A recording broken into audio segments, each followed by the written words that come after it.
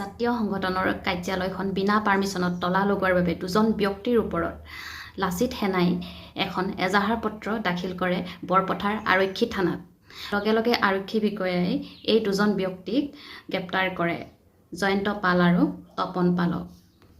আৰু আৰক্ষীয়ে গ্ৰেপ্তাৰ কৰা 6 ঘণ্টাৰ পিছতেই তেওঁলোকক মুকলি কৰি দিয়ে বুলি শুনিবলৈ পোৱা গৈছে। আৰু আৰক্ষীয়ে গ্ৰেপ্তাৰ কৰা 6 ঘণ্টাৰ পিছতেই মুকলি কৰি দিয়াৰ বাবে লাচিত সেনাই প্ৰতিবাদ কৰা দেখিবলৈ পোৱা গৈছে বৰপথাৰ আৰক্ষী থানাৰ সন্মুখত।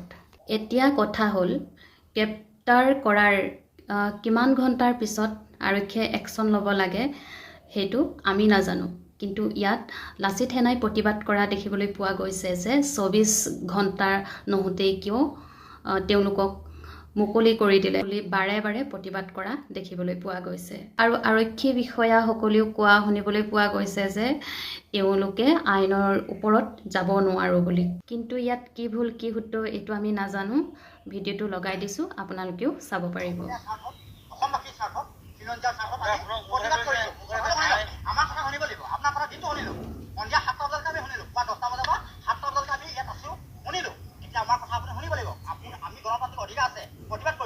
আমাৰ কথা হ'ল কি, আমাৰ তিনিটাকৈ জাতি জনগোষ্ঠীয় সংগঠনৰ এজন পাল উপাধিৰ ব্যক্তি তপন পাল জয়ন্ত পালে আমাৰ কাৰ্যালয়ত তলা মৰাৰ অধিকাৰ ক'ত পালে? মালিকে মাৰক তলা।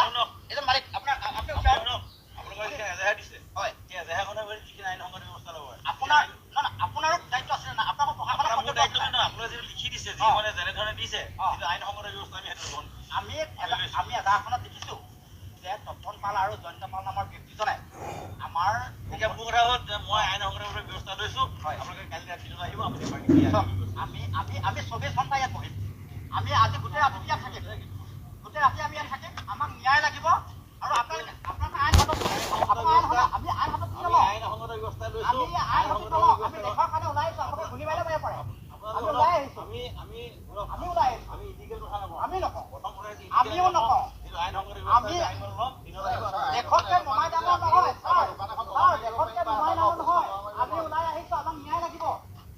অসমীয়াৰ জাতি জনগোষ্ঠীয় সংগঠনক কেনেকে তলা মাৰিব পালে? অসমীয়া জাতি জনগোষ্ঠীয় সংগঠনক কেনেকে তলা মাৰিব পালে?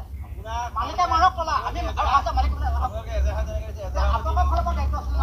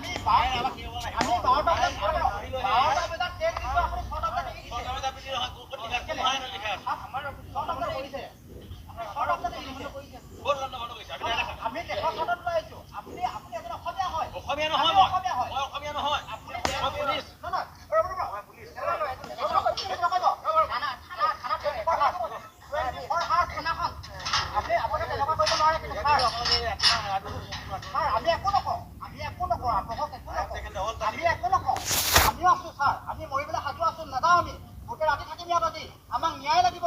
আমাৰ কাৰ্যালয় এটা অনাঅসমে কেনেকে বন্ধ কৰিব পালে? আপোনালোকে কেনেকে 6 ঘণ্টাৰ পিছত এৰি দিলে? তাৰ উত্তৰ লাগিব আমাক।